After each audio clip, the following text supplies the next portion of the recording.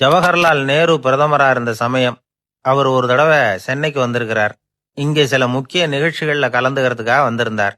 ஆளுநர் மாளிகையில ஒரு நாள் ராத்திரி தங்கி மறுநாள் புதுடெல்லி புறப்படுறதாக ஏற்பாடு. நிகழ்ச்சிகளை எல்லாம் முடிச்சுக்கிட்டு ஆளுநர் மாளிகையில தங்கி இருக்கிறார். அன்றைக்கு இரவு படிக்கிறதுக்கு ஒரு முக்கியமான புத்தகம் அவருக்கு தேவைப்பட்டது. அந்த சமயத்துல உலக அளவுல ஒரு முக்கியமான பொருளாதாரம் சம்பந்தமான ஒரு புத்தகம் வெளியாகி இருக்கிற விஷயம் அவருக்கு தெரியும். அந்த புத்தகம் மெட்ராஸுக்கு வந்திருக்குமா, அது இங்கே கிடைக்குமா அப்படின்னு விசாரிச்சிருக்கிறார் நேருஜி. அவர் இப்படி கேட்ட உடனே அங்க இருந்தவங்க எல்லாம் ரொம்ப பரபரப்பா செயல்பட ஆரம்பிச்சுட்டாங்க. முக்கியமான இடங்கள்ல எல்லாம் விசாரிச்சிருக்கிறாங்க, அந்த புத்தகம் உங்ககிட்ட இருக்கான்னு. சென்னையில உள்ள கன்னிமாரா நூல் நிலையத்துக்கு எப்படியும் அந்த புத்தகம் வந்திருக்கணும். அங்க விசாரிச்சாங்க.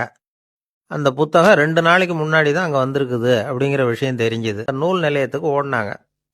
புத்தகத்தை தேடுனா அது கிடைக்கல. யாரோ எடுத்துட்டு போயிருக்கிறாங்க. நேருவுக்கு மட்டுமே தெரிஞ்சிருந்த அந்த புத்தகம் பத்தின விஷயம் சென்னையில வேற ஒருத்தருக்கும் தெரிஞ்சிருக்குது. உடனே எல்லாரும் பரபரப்பா அந்த அதுக்குன்னு இருக்கிற ரிஜிஸ்டர் இருக்குல்ல, பதிவேடு, அதை புரட்டி பாக்குறாங்க யார் எடுத்துட்டு போறாங்கன்னு தெரிஞ்சுக்கிறதுக்காக. எடுத்துட்டு போனவங்க அதுல கையெழுத்து போட்டிருப்பாங்கல்ல, அதை பார்த்து யாருன்னு தெரிஞ்சுக்கலாம் அப்படிங்கிறதுக்காக தான் அதை புரட்டுறாங்க. அதோ அந்த புத்தகத்தோட பேரு பக்கத்துல அதை எடுத்துக்கிட்டு போனவங்க கையெழுத்து. உத்து பாக்குறாங்க எல்லாரும். அதுல போட்டிருக்குது பேரு CN அண்ணாதுரை அப்படின்னு எழுதியிருந்தது. அவரு தான் பேரறிஞர் அண்ணா. நேரு படிக்க விரும்பின ஒரு புத்தகத்தை அதே நேரம் படிக்க விரும்பின இன்னொரு தலைவர் இவர். படிக்கிறதுல அவருக்கு இருந்த ஆர்வத்தை நாம தெரிஞ்சுக்கணும்னா அதுக்கு எவ்வளவோ சம்பவங்கள் இருக்கு. கடைசி காலத்துல அவர் அடையாறு மருத்துவமனையில படுத்திருக்கிறார். அவருக்கு ஒரு முக்கியமான அறுவை சிகிச்சை செய்ய வேண்டியிருக்குது அவசரமா. அமெரிக்காவிலிருந்து டாக்டர் மில்லர் வந்திருக்கிறார். அவர்கிட்ட கேட்கிறார், டாக்டர் நாளைக்கே அறுவை சிகிச்சை செய்ய போறீங்களா அப்படின்னு. ஆமாங்கிறார் டாக்டர் மில்லர். நாளைக்கு மறுநாள் செஞ்சுக்கிறனே அப்படின்னாராம் அண்ணா.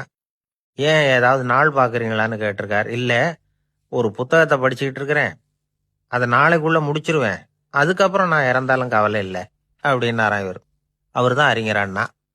சங்ககால நூல்கள்ல இருந்து சமீபத்துல வந்த நூல்கள் வரைக்கும் எல்லாம் அவர் படிச்சிருக்கிறார். ஒரு திருமண விழாவில் அவர் பேசும்பொழுது சொன்ன விஷயம் இது.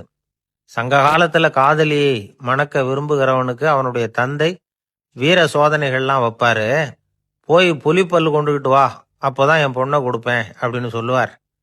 காதலன் உடனே காட்டுக்கு போவான், ஒரு புலியை கொன்று அதனுடைய பல்ல கொண்டுகிட்டு வருவான். அதை வீர பதக்கத்துல பதிச்சு அவனுக்கு மாமனார் சூட்டுவார் கல்யாண சமயத்துல. இப்போலாம் காதலன் கிட்ட அப்படி சொல்ல முடியாது. இப்போலாம் காதலன் கிட்ட காட்டுக்கு போய் புலிப்பல் கொண்டுகிட்டு வான்னு யாராவது சொன்னா புலிதான் மாப்பிள்ளையா வந்து சேரும் அப்படின்னு.